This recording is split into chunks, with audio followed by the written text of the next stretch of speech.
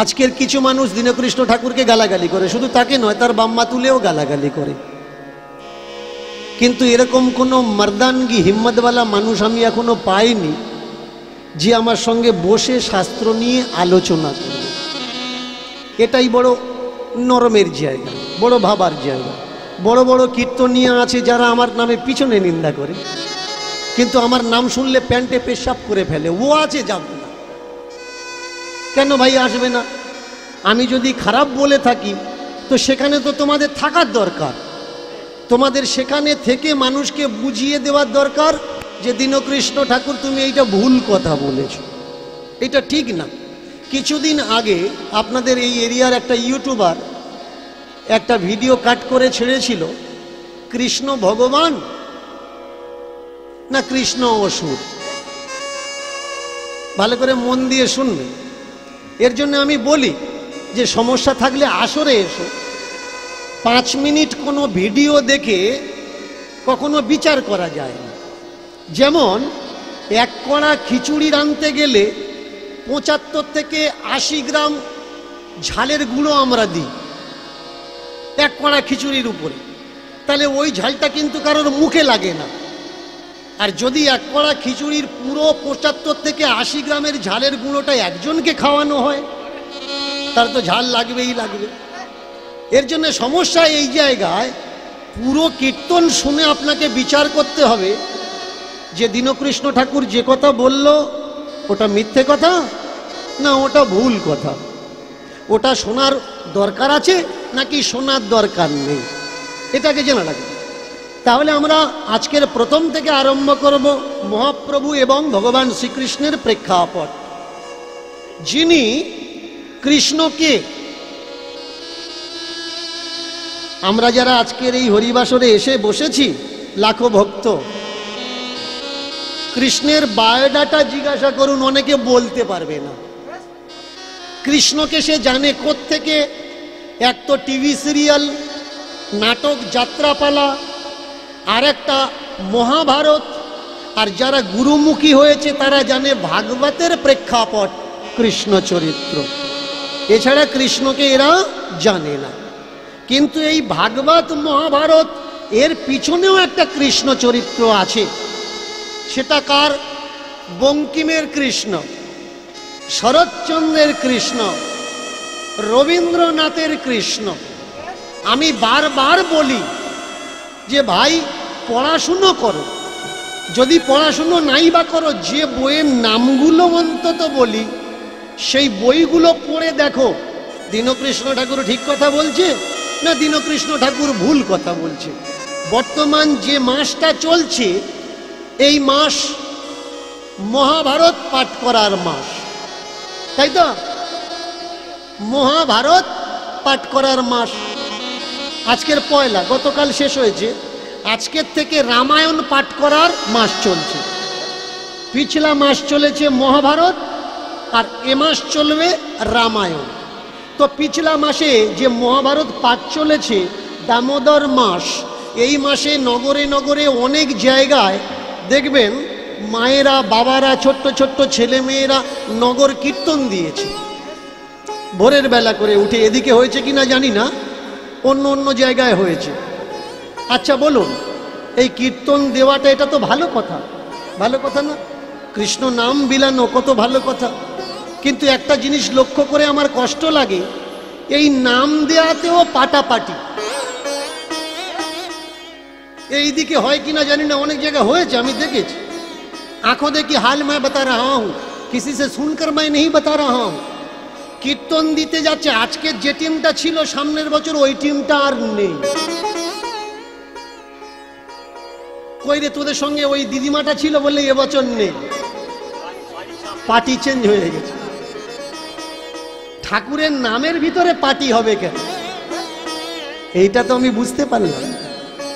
Party হওয়ার পিছনে কারণ কি? দৃষ্টান্ত মহাভারত। মহাভারতে কটা পার্টি? 3টা পার্টি। একটা পাল্লা, ডান দিক, বাঁ দিক আর মাঝখানের দিক। কম হয়েছে না বেশি হয়েছে আমরা বুঝবো কি করে? মাঝখানের যে কাঁটাটা আছে সেটা যেদিকে হিলবে ওদিকে বেশি, বাঁদিকে হিললে বাঁদিকে বেশি, ডান দিকে হিললে ডান দিকে। একটা পাল্লায় 3টে পাটি, আর একটা মহাভারতে কটা পাটি? 3টে পাটি। একটা কুরুক্ষেত্র, আর সেই কুরুক্ষেত্রে একটা কুরু বংশ আর একটা যদু বংশ। তাহলে পাণ্ডু আর কুরু, আর একটাকে যদু। এই যদু বংশের যিনি নেতৃত্ব দিয়েছিলেন সিনিকে ভগবান শ্রীকৃষ্ণ। ইনি হচ্ছেন পাল্লার কাঁটা, যেদিকে হিলে আছে সেই দিকটা বেশি। এবারে বলুন, ভগবান শ্রীকৃষ্ণ যুদ্ধের আগে কথা দিয়েছিলেন যে আমি যুদ্ধ করব না, যুদ্ধে ইনভলভ থাকবো না, অস্ত্র ধরবো না। কথা রাখতে পেরেছে কি? কথা রাখতে পারে? শুধু তাই নয়, আমরা রামায়ণ, আমরা মহাভারত পড়ি, কিন্তু গল্পের সারমর্মটা আমরা কেউ নেওয়ার চেষ্টা করি না। এই দেখুন রামায়ণের প্রেক্ষাপট, রামকে, রাম ব্রহ্মা সনাতন, ব্রহ্মের স্বরূপ রামচন্দ্র। তাহলে রাম যদি ব্রহ্ম হলো, বলুন তো রামের নিজের ভাই, ছোট ভাই, বুকে যখন শক্তিশাল লাগলো, রাম সর্বাগ্রে কি করেছে? রাম তো হাত দিলে ঠিক হয়ে যেত, হতো না? যার ছোঁয়াতে শিলা ভাসে তার স্পর্শে কখনো লক্ষণ মরবে, এ কথা মানা যায়। কিন্তু তিনি কি করেছেন? সর্বপ্রথম তিনি বললেন ডাক্তার ডাকো। যে ব্রহ্ম সনাতন, তিনি বলছেন অসুবিধা হয়েছে, রোগ এসেছে, ব্যাধি এসেছে, ডাক্তার ডাকো। কোন ডাক্তার ডাকা হলো? রাবণের প্রাইভেট ডাক্তার, যে শুধুমাত্র রাবণের ফ্যামিলিকে ট্রিটমেন্ট করত। নাম কি? সুসেন বৈদ্য। তাহলে দেখুন ধর্মগ্রন্থ থেকে আমরা কি শিখব? ধর্মগ্রন্থের সারটুকু আমরা নেব। ডাকলো কাকে? ওর সঙ্গে মিলল না, কিন্তু ডাকবো আমরা তাকে, ডাক্তারকে। ভগবান সে বলল না যে আমি হাত বুলিয়ে দেবো ঠিক হয়ে যাবে। সে বলল আমি ভগবান হতে পারি, কিন্তু যেখানে যার প্রয়োজন তাকে ডাকা লাগবে। এখন শক্তিশাল লেগেছে, এই জায়গায় ভগবানের কাজ নেই, ডাক্তারের কাজ। কিন্তু এখনকার বেশিরভাগই গুরুদেবেরা কি বলছে? আপনি কাঁদছেন, বাবা আমার অসুখ। সে বলছে ভগবানের ওপরে বিশ্বাস করে ঘটের জল খা, ঠিক হয়ে যাবে। যে ভগবান সে বলছে ডাক্তার দেখাও, আর গুরুদেব কি বলছে? ঘটের জল খাও, ভগবানের উপরে বিশ্বাস রাখো। কিন্তু ভগবানের কথা বললেন, ডাক দিলেন কাকে? সুসেন বৈদ্যকে। সুসেন বৈদ্যকে রাবণের প্রাইভেট ডাক্তার, রাবণের। সুসেন এসে আজে বাজে ওষুধ দিয়ে রুগীটাকে তো মেরে দিতে পারত, যে রাবণের শত্রু, তাহলে এদের বাঁচানোর দরকার না, মেরে দেওয়ার দরকার। তো ডাক্তারের ধর্ম কি? রুগী যে কেউ হোক তাকে সুস্থ করে জীবন দান করা, একে বলে ধর্ম। মহাভারত পিছলা মাসে আমরা পড়লাম, লক্ষ্য করেছেন মহাভারতের যেসব প্রেক্ষাপটগুলো রাখা উচিত নয়, তার জন্যে আমার লড়াই। নৈমিষারণ্যের বড় বড় আচার্যদের সঙ্গে আমার মিটিং হয়েছে, জানিয়ে রাখি আপনাদের। তারা আমাকে বলেছে, বাবা আমাদেরকে 15টা বছর সময় দিন, আমরা ধর্মকে আপডেট করে দেব, ধর্মগ্রন্থ আপডেট করে দেব। আজে বাজে জিনিসগুলো আমরা রাখবো না, বাজে জিনিসগুলো আমরা বাদ দিয়ে ভালো জিনিসগুলো ধর্মে গ্রন্থের মধ্যে থাকবে। বাজে জিনিস কোনটা আপনি আমাকে বলতে পারেন যে আপনার চোখে শুধু বাজে জিনিসগুলো পড়ে, ভালো জিনিসগুলো পড়ে। বাজে জিনিস কোনটা ভালো করে মন দিয়ে শুনুন। অনেকে নিজেকে পৌণ্ড ক্ষত্রিয় বলে দাবি করে। জিজ্ঞাসা করবেন আপনি কাস্ট কি আপনার? সে বলে দেবে আমার কাস্ট হচ্ছে পৌণ্ড ক্ষত্রিয়। অনেকে এখানে খুঁজলেও পাওয়া যাবে।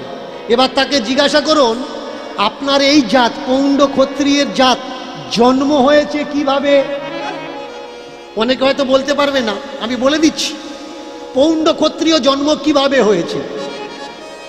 পৌণ্ড ক্ষত্রিয় যিনি বিশ্বামিত্র, তপস্বী বিশ্বামিত্র, আর একাধারে তপস্বী পরশুরাম, এই দুই চরিত্র আমরা বড় ভয়ঙ্কর পাই। পরশুরামের মা জল আনতে গিয়ে হাজার বাহুকে দেখে বিলম্ব হয়েছে, এই অপরাধে পরশুরামের বাবা আদেশ করেছে, যমদগ্নি আদেশ করেছে ওর মাথাটা কেটে ফেলো, ও দুশ্চরিত্র। কেন না, যতক্ষণে আসার দরকার ছিল অতক্ষণে আসেনি। তিন ছেলে পারল না, ছোট্ট ছেলে মাথাটা কেটে ধর থেকে আলাদা করে দিল কুঠার দ্বারা। কেটে দেওয়ার পরে তিনি জানতে চাইলেন মায়ের অপরাধ কি। সার্ভে করে খোঁজ নিয়ে দেখলেন ক্ষত্রিয়ের জন্যে আমার মায়ের এই দশা, আমার হাতে মায়ের প্রাণ গেছে। তাহলে পৃথিবীতে যদি ক্ষত্রিয় না থাকতো আমার মা মরতো না। এর জন্য পৃথিবীতে ক্ষত্রিয় আমি রাখবো না। করলেন কি, একবিংশতি বার মানে 21 বার পৃথিবীকে নিষ্ক্ষত্রিয় করলেন। বড় চমৎকার কথা। যদি পুরোপুরি শেষ হয়ে যায় প্রথমবারে, তাহলে দ্বিতীয়বার আবার ক্ষত্রিয় আসলো কিভাবে? এটা তো ক্যালকুলেশন করতে হবে, লাগাতে হবে।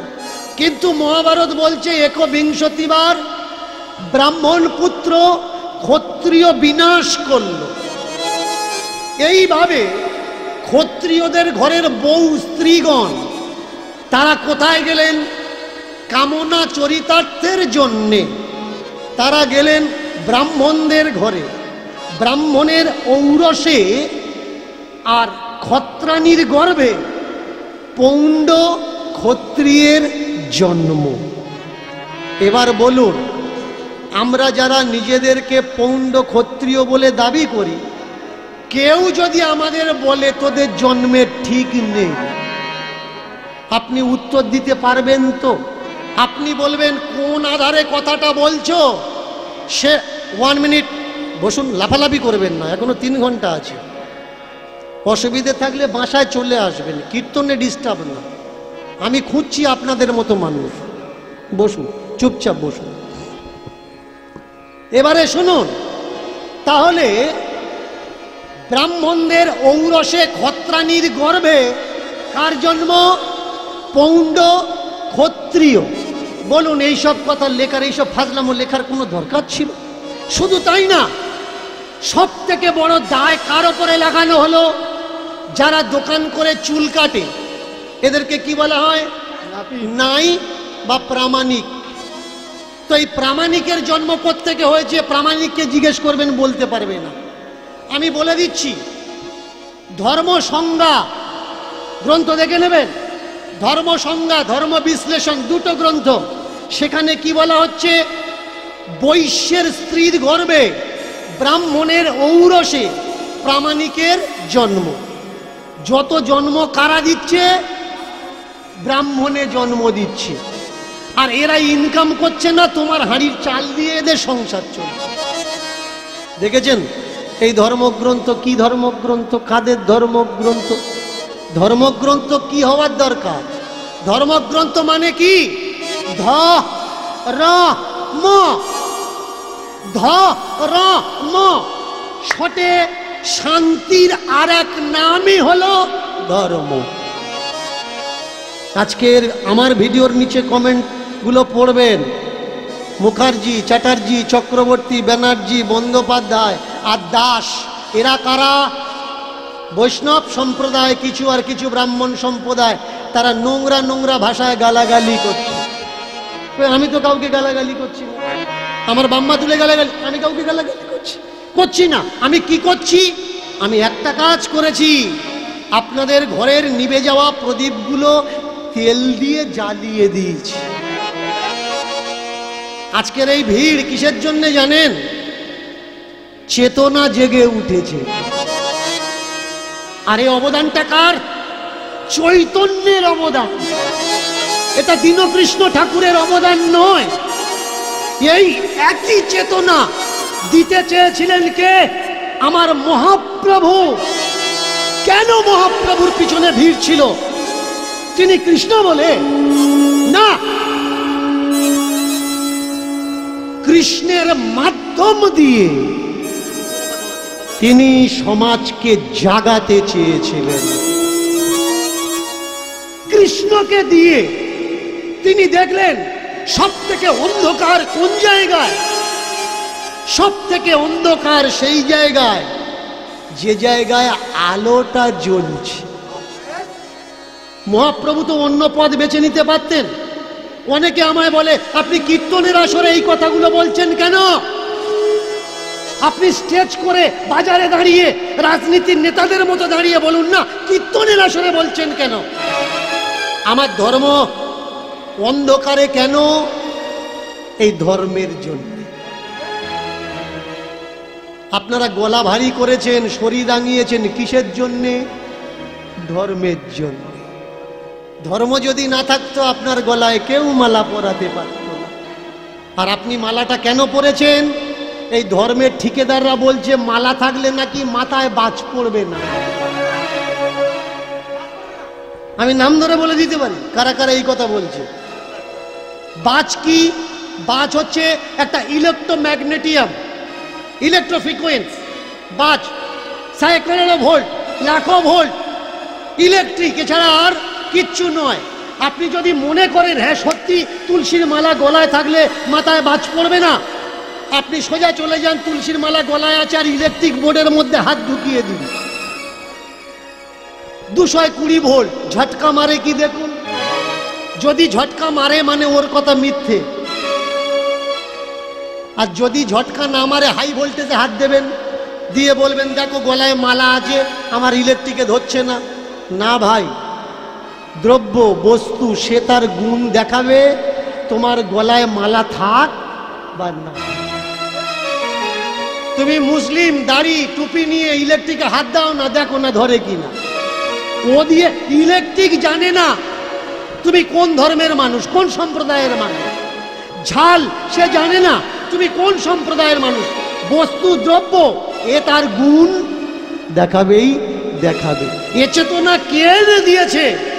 আমার মহাপ্রভু এনে দিয়েছে। ইতিহাস ঘেঁটে দেখবেন। আমাকে অনেকে বলে চৈতন্যকে জানতে গেলে কোন কোন বইগুলো পড়বো একটু বলে দিন।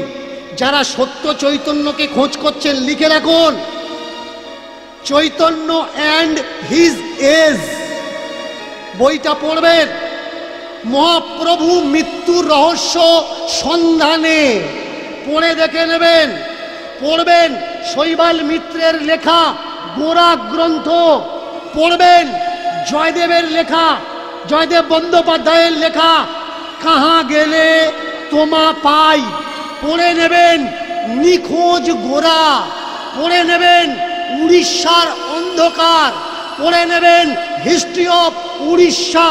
5-7খানা বইয়ের নাম বললাম, তাহলে আপনার ভিতরে আর প্রশ্ন থাকবে না সত্য চৈতন্য কোনটা আর কাল্পনিক চৈতন্য কোনটা।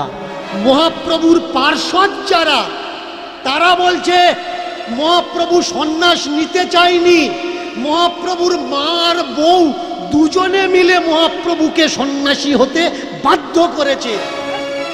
কেন? তা না হলে মহাপ্রভুর সম্প্রদায়ের মানুষ, তাদের ভিতরে একটা মতবাদ শুরু হয়েছে। মতবাদটা কি? মহাপ্রভু বলছে পূজা করা লাগবে না। ভালো করে শুনবেন, মতবাদটা কোথায়? মহাপ্রভু বলছে পুজো করা লাগবে না, মহাপ্রভু বলছে যজ্ঞ করা লাগবে না। যারা মহাপ্রভুর মতপথ অনুগামী, এরা কি করে? পূজা করে। কোনো দেবী দেবতার পূজা করে না। কেন? এ মহাপ্রভুর নির্দেশ। মহাপ্রভুর কারোর পূজা করা লাগবে না। কোনো হোম যজ্ঞ তপস্যা সাধনা কিচ্ছু করা লাগবে না। কি করবে? শুধু দুটো বাহু তুলে যেখানেই থাকো না কেন, যে অবস্থায় থাকো, যদি আনন্দে থাকো কৃষ্ণ বলবে আনন্দে, আর যদি দুঃখে থাকো কৃষ্ণ বলবে কেঁদে কেঁদে। প্রত্যেকটা চোখের জলের ফোঁটাতে কৃষ্ণ যেন ছুঁয়ে থাকে। কৃষ্ণকে বলো, আমি তো ওদের মতো ডাকতে পারিনি ঠাকুর, হাজার হাজার বছর পরমায়ু ওদের ছিল, আমাদের অতটা পরমায়ু নেই, স্বল্প পরমায়ু আমাদের, অন্নগত প্রাণ। ভাত না খেলে আমরা বাঁচবো না দুটো বেলা, পেটের জোগাড় করব, ভাতের চিন্তা করব, নাকি তোমার চিন্তা করব ঠাকুর? তাই জানি না প্রক্রিয়া কি, তোমাকে কিভাবে ডাকবো। আজকের কেঁদে কেঁদে চোখের জলে আমি তোমায় ডাকছি ঠাকুর। আমি সংসার ছাড়তে পারি না কর্তব্যের খাতিরে, বাবা মা ছাড়তে পারি না, ছেড়ে চলে গেলে তারা খাবে কি, মাখবে কি, পরবে কি। তাই তোমার দুঃখের দিনে ডাকছি ঠাকুর। এখন নাইবা আসলে তুমি শেষ দিনে একবার অন্তত এসো। গৃহে বা বনেতে থাকো গোবিন্দ বলে ডাকো, গৃহ বা বনেতে থাকো গোবিন্দ বলে ডাকো, গৃহে বা বনেতে থাকো গোবিন্দ বলে ডাকো, গৃহে বা বনেতে থাকো গোবিন্দ বলে ডাকো। গোবিন্দ পরকালের উপায়, আর গোবিন্দ কালের উপায়, গোবিন্দ পরকালের উপায়, গোবিন্দ কালের উপায়। গোবিন্দ যদি কৃপা করে ইষ্ট তারি ধরে, গোবিন্দ আর গোবিন্দ যদি কৃপা করে কৃষ্ণ তারি ধরে, গোবিন্দ যদি কৃপা করে ইষ্ট তারে ধরে, গোবিন্দ যদি কৃপা করে কৃষ্ণ তারি ধরে। গোবিন্দ বিনা গতি নাহি আর, কৃষ্ণ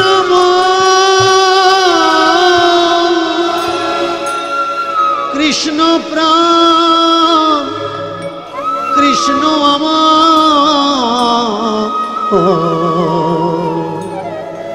পরকালের উপায়। এর জন্য মহাপ্রভুর শত্রু তৈরি হলো। আমরা হাজার হাজার টাকা কামাচ্ছি যজ্ঞ টজ্ঞ করে, আর এই ছোট্ট ছেলেটা বলে নাকি যজ্ঞ করা লাগবে না।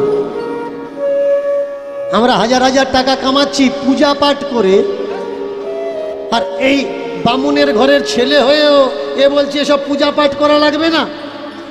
শত্রু তৈরি হয়ে গেল নদিয়া নবদ্বীপের মাটিতে। ব্যাস, যে মা হয় সে কখনো দেখতে পারে যে তার সামনে তার ছেলেটা মরে যাক? মাই প্রথম নিমাইকে বললেন, নিমাই পালিয়ে যা বাবা, এখানে থাকিস, তুই থাকলে তোকে মেরে দেবে।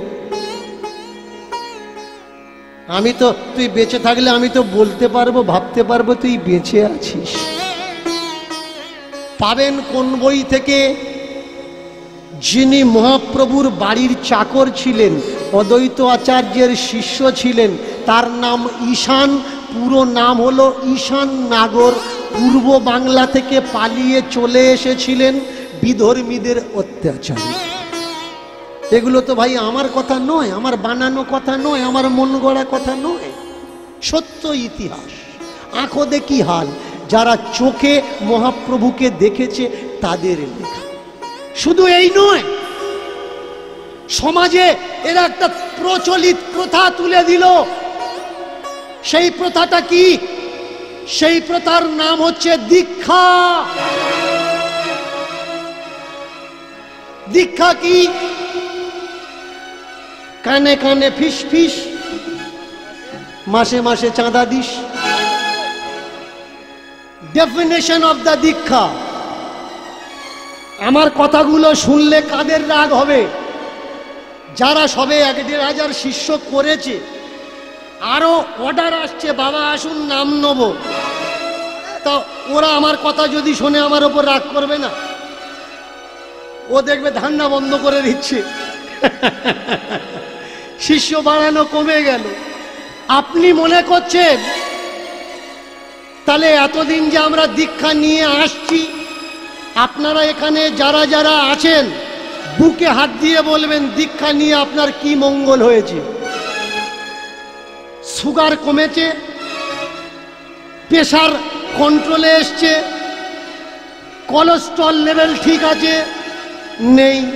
তাহলে দীক্ষায় কি উপকার হয়? মায়েরা, বাবারা যারা দূর দূর থেকে এসেছেন, কমিটির থেকে আমার অনুরোধ আছে, বাবা আপনি গন্ডগোলে শিল্পী, অনেকে আপনার উপরে একটু কুমন্তব্য রাখে, আপনি পালা করবেন। এবার আমি কি করব না করব, আমার ড্রাইভার হচ্ছেন আপনারা, আমি তো গাড়ি, আমি চলতে পারি না। আপনারা যদি বলেন যে বাবা এই দিন, আমি এই দিতে থাকব। আর যদি বলেন এগুলো শুনবো না, দাঁড় করিয়ে একটা পালা করুন, আমি পালা করব। পালা করব। আচ্ছা পালা নয়, এই করব। তাহলে জোর করে উলুধ্বনি।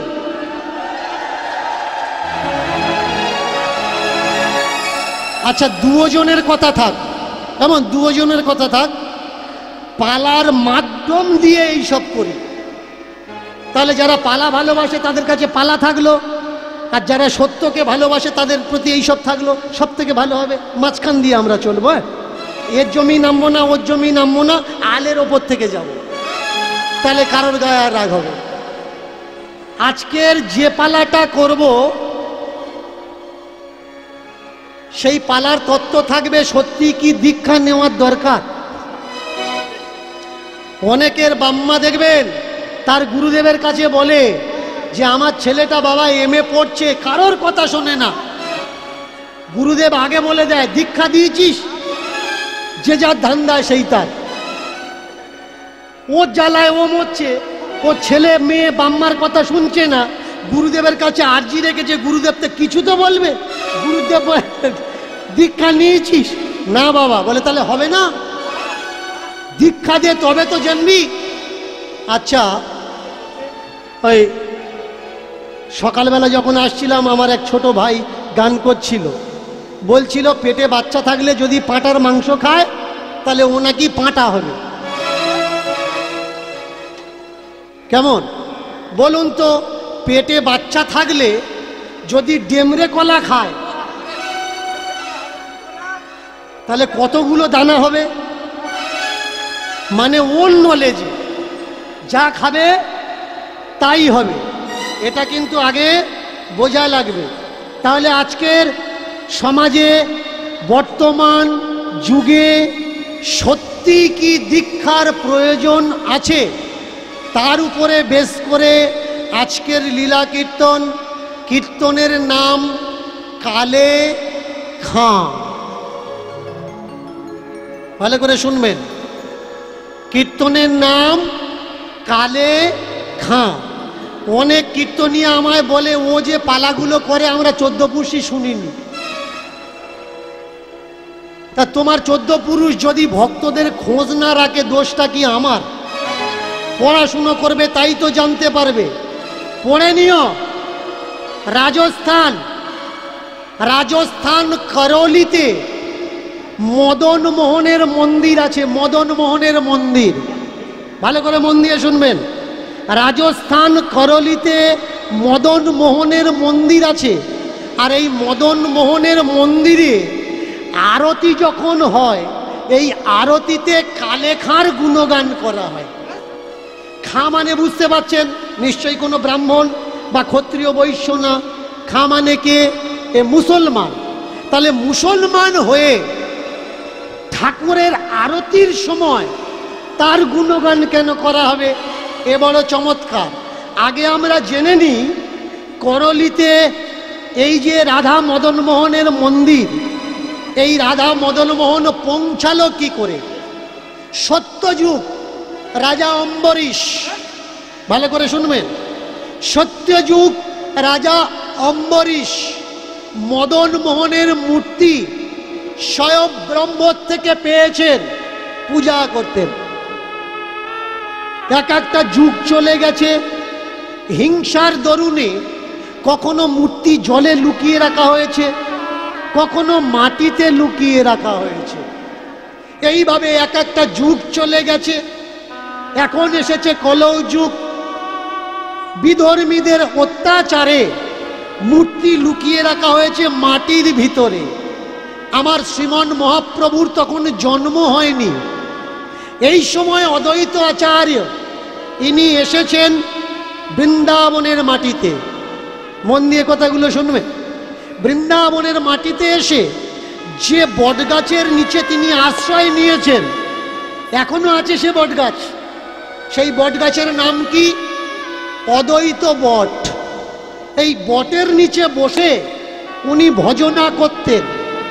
আর দিনের বেলা মথুরাতে গিয়ে মধুকরি করতেন। মধুকরি, ভালো করে শুনবেন, মাধুগিরি নয় কিন্তু। শব্দটা কি? মধু করি। করে মধু মানে অমৃত নেওয়াকে, ভিক্ষা নেওয়াকে মধু করি বলা হয়। এই মধু করি করতেন, খেতেন, বৃন্দাবনে বাস করতেন। আর যখন ঘুমিয়ে পড়তেন ওই বটগাছের তলাতে, স্বপ্ন আসত, এই আমাকে তোল, আমাকে ওঠা।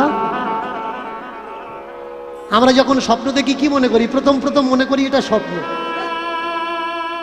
কিন্তু দ্বিতীয় দিন যদি আবার দেখি, তৃতীয় দিন যদি আবার দেখি, চতুর্থ, পঞ্চম, ষষ্ঠ, সপ্তম যদি দেখতেই থাকি একই স্বপ্ন, তার মানে কিছু না কিছু ব্যাপার আছে। স্বপ্নের সূত্র কি? স্বপ্নের সূত্র, আমরা এক স্বপ্ন বারবার কোনোদিন দেখি না।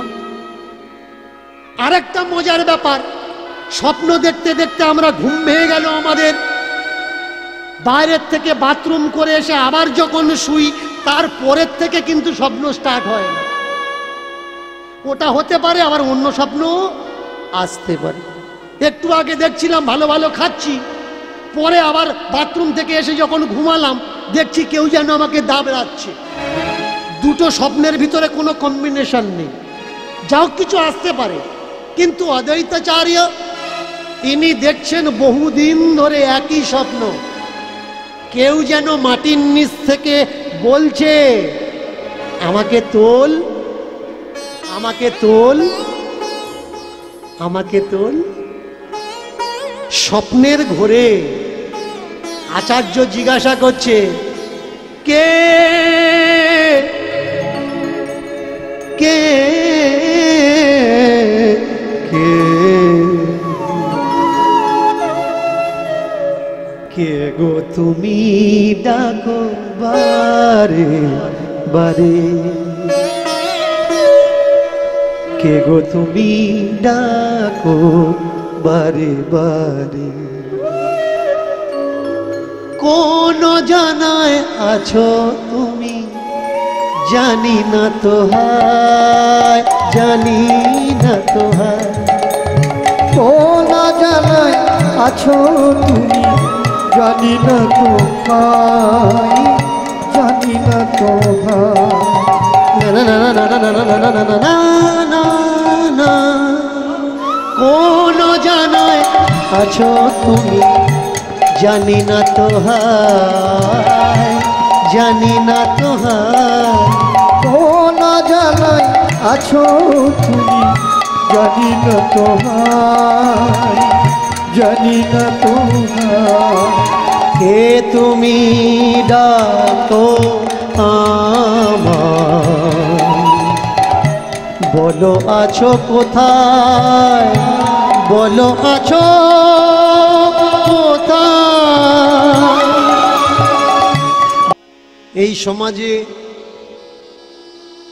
মানুষ যেমন শয়তান হয়, তেমনি আবার মানুষ কর্মগুণে দেবতা হয়ে পূজাও পায়। একই মানুষ, একই রকম দেখতে, কেউ মানুষের ঘৃণা কুড়াচ্ছে, আবার কেউ বা মানুষ তাকে পূজা করছে। এটা কিসের জন্যে? তার কর্মরহিত, কর্মের জন্যে।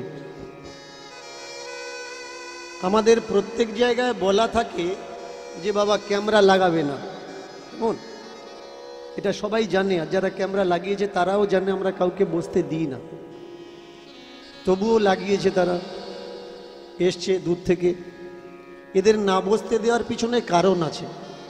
কারণ ক্যামেরা হচ্ছে থার্ড আইজ, 3 নাম্বার চোখ। যেটা আমাদের সাধারণ চোখে ধরা পড়ে না, সেটা ক্যামেরার চোখে ধরা পড়ে। আর এই ক্যামেরার পিছনে একজন ব্যক্তি দাঁড়িয়ে থাকে, তাকে ক্যামেরাম্যান বলা হয়।